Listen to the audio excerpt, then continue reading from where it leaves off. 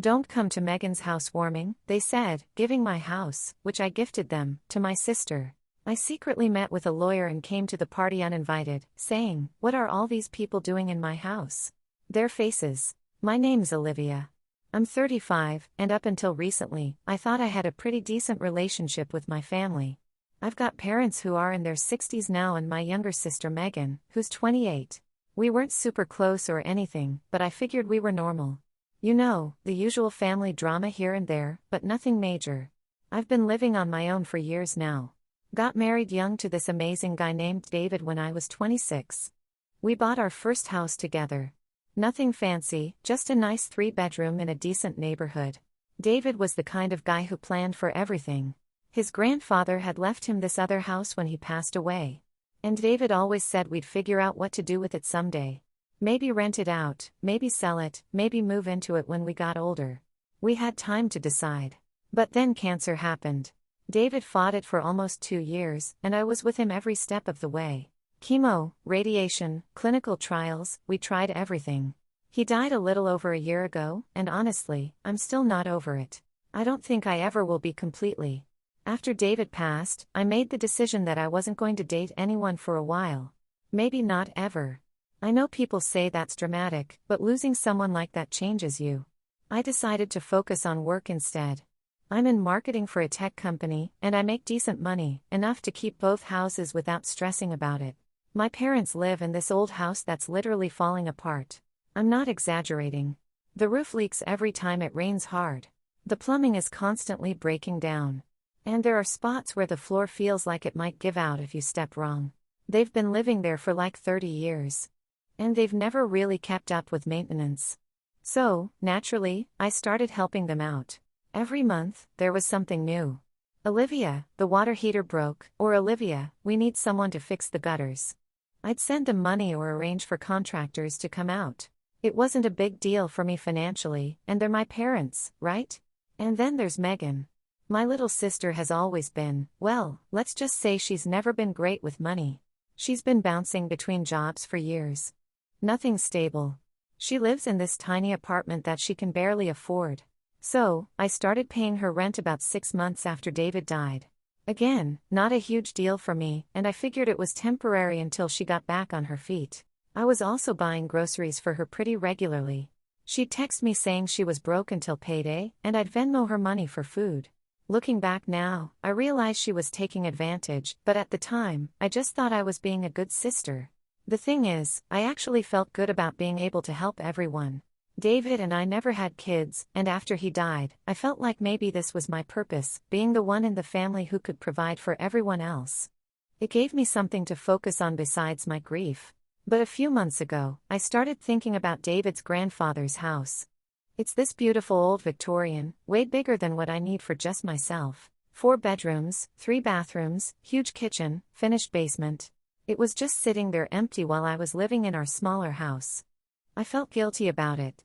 Honestly, David would probably want me to do something useful with it instead of letting it sit vacant. So, I decided I was going to rent it out. The rental market in our area is pretty good, and I could probably get enough to cover the property taxes and maintenance with some leftover. I mentioned this plan to my parents when I was over at their place helping them deal with yet another plumbing issue. That's when things started getting weird. "Oh, you're going to rent out the big house?" My mom said. "That's nice, honey. You're so lucky to have 2 houses when our place is falling apart more every day." My dad chimed in with his usual complaint. "It would be easier for us to just buy a new place than keep fixing this old dump, but we don't have that kind of money. This place is going to collapse on us one of these days." I didn't think much of it at first. They'd been complaining about their house for years, but then they started visiting me more often. Like, way more often.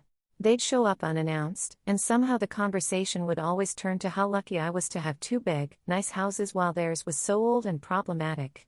It started feeling less like casual conversation and more like, I don't know, like they were building up to something.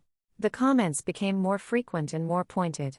My dad would go on these long rants about how much money they'd already spent on repairs and how it would never end. After about a month of this, I started feeling really guilty. Here I was with this big empty house that I didn't even need while my parents were struggling in their falling down place. The more I thought about it, the more it seemed wrong to rent it out to strangers when my own family needed help. So, finally, I made the decision. I told them I wanted to give them David's house. You should have seen their faces light up. My mom actually started crying happy tears. And my dad hugged me tighter than he had in years. They kept thanking me over and over, saying what a generous daughter I was and how David would be proud of me for taking care of family. But then, almost immediately, they started asking about the timeline. When can we get the paperwork started? My dad asked. How long does this kind of thing usually take? My mom wanted to know. I told them I'd call my lawyer and get the process started as soon as possible. I was actually feeling really good about the whole thing. It felt like the right thing to do, and seeing them so happy made me happy, too. 2 days later, we were all sitting in my lawyer's office. He explained that he'd need about a week to prepare all the documents for the property transfer. My parents were practically bouncing in their chairs with excitement. A few days after we met with the lawyer, my parents asked me for the spare keys to the house. They said they wanted to take a closer look at their new home and start planning where they'd put their furniture. It seemed reasonable enough, so I handed over the keys without thinking twice about it. Meanwhile, I had my own plans for the house. David used to tell me stories about his childhood, and he'd mentioned that his grandfather had stored a bunch of his old photos and toys up in the attic. David had kept meaning to go through that stuff, but with his illness and everything, we never got around to it. I figured before the house officially became my parents', I should grab those memories and bring them back to my place. I decided to go over there the next morning before work to sort through the attic. The only problem was my car had completely died on me the day before. Just wouldn't start no matter what I tried. It was sitting useless in my driveway, so I'd been taking taxis everywhere. Not ideal, but whatever. I called a cab and headed over to the house around 9 a.m. I climbed up to the attic and started going through boxes. David was right. There were tons of old photos up there, pictures of him as a little kid, family portraits, even some really old ones of his great-grandparents. I was getting pretty emotional looking through them, remembering all the stories David had told me about his family. I'd been up there for maybe an hour when I heard a car pull into the driveway. I figured it might be a neighbor checking on the place or something, so I didn't think much of it. But then I heard the front door open and voices downstairs. It was my parents, and my sister Megan was with them. They were talking loudly and laughing about something. I was about to call down and let them know I was there. But something made me hesitate. Maybe it was the tone of their voices, or maybe it was just instinct, but I stayed quiet. That's when I heard my mom say something that made my blood run cold. This house is perfect for you, Megan. You can start packing your things and move in here soon. I froze. Then I heard my sister's voice. I can't believe we're actually doing this. Do you think Olivia will be okay with it? My dad laughed. We're not telling Olivia yet. It'll be a surprise for her. I quickly grabbed my phone and started recording. I don't know why, but something told me I needed to capture whatever they were about to say. My mom's voice came through clear as day. Olivia can be safely used for our purposes. She'll be mad at us for a while, then she'll calm down and keep helping us like she always does. I felt like someone had punched me in the stomach. Used for their purposes. Megan chimed in, yeah, Olivia is rich anyway. One house is enough for her. Then my mom said something that made me want to throw up. Eventually, we'll take her other house, too. My sister actually agreed with this insanity. She doesn't need 2 houses. Houses are for families, not lonely widows who will never remarry and never have kids. I was shaking at this point, but I kept recording. I needed to hear all of it. We only have hope for you now, Megan, my mom continued. You'll get married soon and give us grandchildren. They were talking about me like I was some pathetic charity case, like I was already dead or something. The casual cruelty in their voices was something I'd never heard before. Then Megan started walking around the house, and I could hear her footsteps on the hardwood floors below. I'm going to put my couch over here, she said. And I think I'll paint this wall a different color, something brighter. My mom responded, we'll need to get rid of all this old furniture first. Oh, I'm throwing all of David's grandfather's stuff out, Megan said with a laugh. He had terrible taste. This place needs a complete makeover. I sat there in that attic feeling like I was in some kind of nightmare. These were my parents and my sister talking about completely screwing me over, and they were laughing about it. They'd planned this whole thing from the beginning. All those comments about being lucky to have two houses, all those hints about their old place falling apart, it was all manipulation. They stayed for about another hour, with Megan continuing to plan out how she'd redecorate and my parents encouraging her. I heard my dad say something about how they'd handle the Olivia situation when the time came. Finally, they left. I heard the front door close and their car drive away. But I stayed up in that attic for another full hour, just trying to process what I'd heard. I felt like I was going to be sick. The people I'd been supporting, the family I'd been helping out of love and guilt over David's death, they saw me as nothing more than a bank account with legs. A useful idiot they could manipulate into giving them whatever they wanted. I called my lawyer from the attic. I need to cancel the property transfer, I told him. Is there a problem? He asked. Yeah, there's a problem. The deal is off. I'll handle telling my parents myself. When I got home, I had a text from my mom. Hi, honey. Just checking that everything is still on track with our house situation. I texted back just one word, yes. But I was already planning exactly how I was going to handle their little scheme. They wanted to play games? Fine. I could play games, too. The next day, I was scrolling through Facebook when I saw something that made me see red. Megan had posted a photo of David's house with the caption, "My new house." She'd even tagged it with, "Getting ready for my housewarming party." That's when I knew I had to act fast. They weren't just planning to screw me over. They were already celebrating it publicly.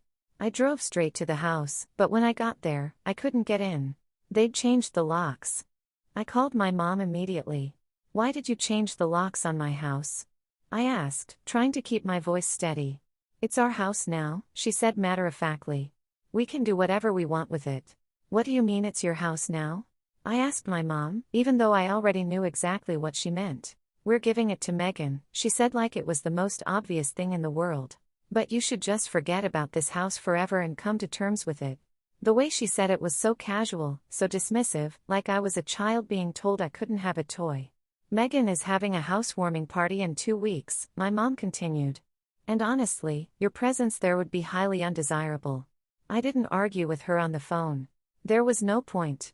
Instead, I hung up and immediately called my lawyer. My sister has illegally occupied my house, I told him. I need eviction papers drawn up immediately. He had them ready the next day. I also asked him to prepare copies of all the documents proving that I was still the sole owner of the property. I wanted everything in writing, official and undeniable. But I knew my family well enough to know they wouldn't just open the door for me. I needed help getting inside for this confrontation. So I called my Aunt Linda, my dad's sister. She's always been the reasonable one in the family, and she actually liked David. More importantly, I knew she'd be invited to Megan's housewarming party. Linda, I need a favor, I said when I called her. Can you get me into Megan's party? She agreed, though I could tell she was confused about the whole situation. We arranged that she'd text me when the party was in full swing, then quietly let me in through the back door. The 2 weeks leading up to the party were torture.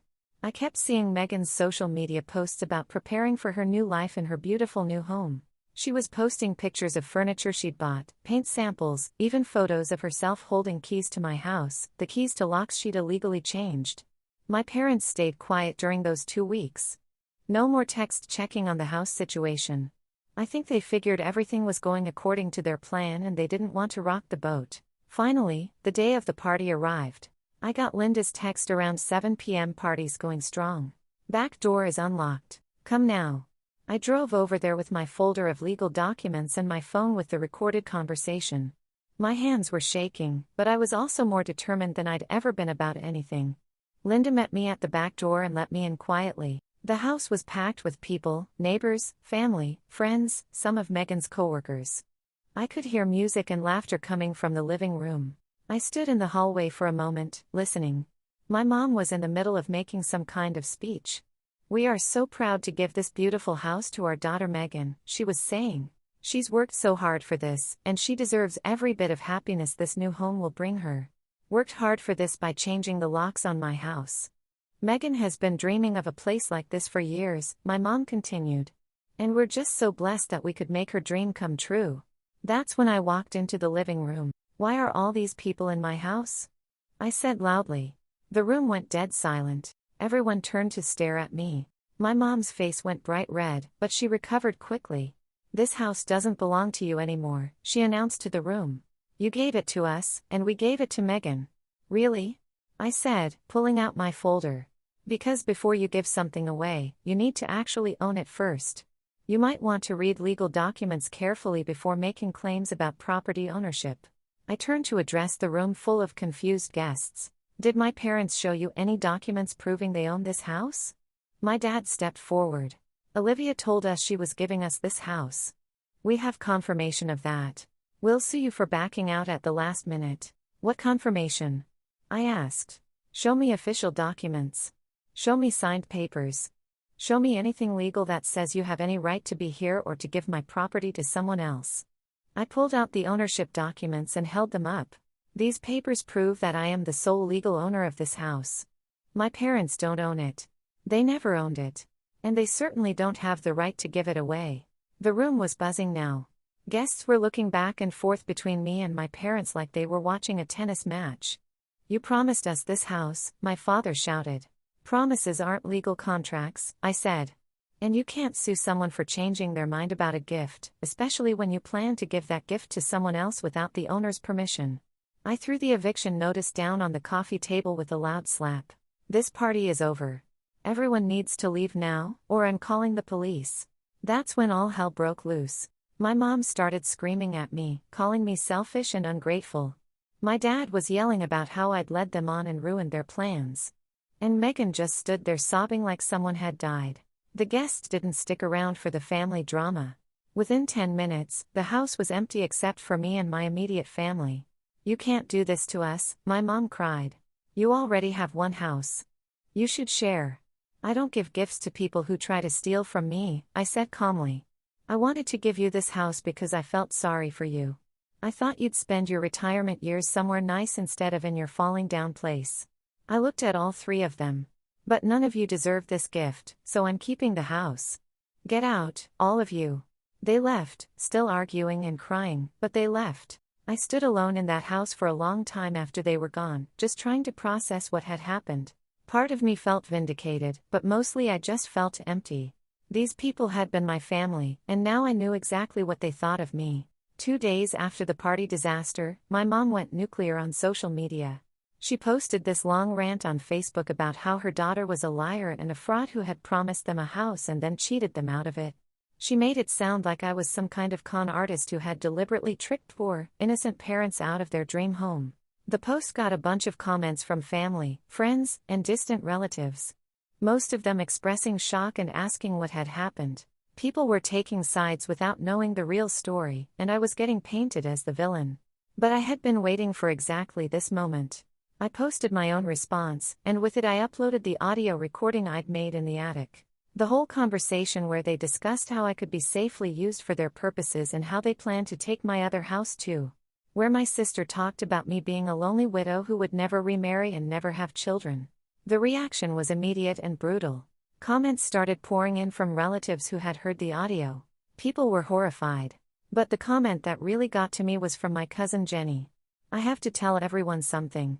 My parents told all the relatives that Olivia didn't come to the housewarming because she'd become an alcoholic after David died. They said she was giving them the house because she was afraid she'd sell it and spend all the money on booze." The family was completely divided now. About half the relatives were on my side, disgusted by what my parents had tried to do. The other half seemed to think I should have just given them the house anyway because family is family and I didn't need 2 houses. A week later, things got even more ridiculous. I got an email from a lawyer I'd never heard of representing my parents. They were actually trying to sue me for promissory fraud, claiming that I had made a binding promise to give them the house and then broke that promise, causing them financial and emotional damage. I forwarded the email to my lawyer with a note, "Please handle this joke of a lawsuit." He called me an hour later, laughing. "They don't have a case," he said. "Verbal promises about gifts aren't legally binding, especially when they plan to give the gift to someone else without your consent. Plus, we have evidence of their deception. If they want to take this to court, they'll lose and probably end up paying your legal fees, too."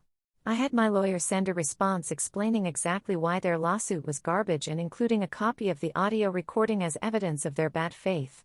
I also pointed out that since the property transfer had never been completed, they had no legal standing to claim ownership or make demands about the house. After that, there was complete silence. No more legal threats, no more social media posts, no more angry phone calls. My parents and Megan just disappeared from my life entirely. It's been 6 months since the housewarming party disaster. And honestly, it's been the most peaceful 6 months I've had since David died. I'm not constantly getting calls about broken appliances or requests for rent money. I'm not feeling guilty about having 2 houses while other people struggle. I'm just living my life. My Aunt Linda keeps me updated on what's happening with them. Megan had to find a new apartment after she got kicked out of the house. Apparently, she's working 2 part-time jobs now to pay her own rent, which is probably the first time in her adult life she's been completely financially independent. My parents are still living in their falling-down house. According to Linda, the roof is leaking worse than ever, and they had to replace their water heater last month. They're doing all the repairs themselves now instead of hiring contractors, which probably means the problems are just getting worse. Linda told me that my dad complained to her that if Olivia wasn't so stubborn, we could all be living in a nice house right now. He apparently still thinks this is all my fault. The thing is, they could have been living in a nice house. If they had just been honest with me, if they had actually wanted the house for themselves instead of planning to hand it over to Megan, I would have happily given it to them. I felt genuinely sorry for them living in that old place. But they got greedy. They saw an opportunity to manipulate me and get something for their favorite daughter, and they couldn't resist taking it. They deserved exactly what they got. As for me, I decided to keep David's grandfather's house. After all, I've been slowly going through all the old family stuff in the attic, sorting through photos and memories. It feels like the right place to hold on to those pieces of David's history. I might rent out my smaller house instead, or maybe sell it and move into the big house permanently. I haven't decided yet. But the point is, it's my choice to make. Nobody else gets to decide what I do with my property or my life. I've also stopped feeling guilty about having money and resources that other people don't have. David and I worked hard for what we built together. His family left him that house. I earned my salary. None of it fell from the sky. And I don't owe anyone an explanation for how I choose to use it. Some of my relatives still think I should forgive my parents and sister and work things out. They say family is more important than money or houses. But those people didn't hear that conversation in the attic. They didn't hear the casual cruelty in my family's voices when they talked about using me and taking advantage of my grief. The truth is, I'm better off without them. My real family is people like Aunt Linda, who helped me when I needed it and didn't try to manipulate me. My real family is the friends who supported me through David's illness and death without expecting anything in return. I'm 35 years old. I'm financially stable, and for the first time in over a year, I'm actually starting to feel like myself again. I might be a lonely widow, like my sister said, but I'd rather be alone than surrounded by people who see me as nothing more than a source of money.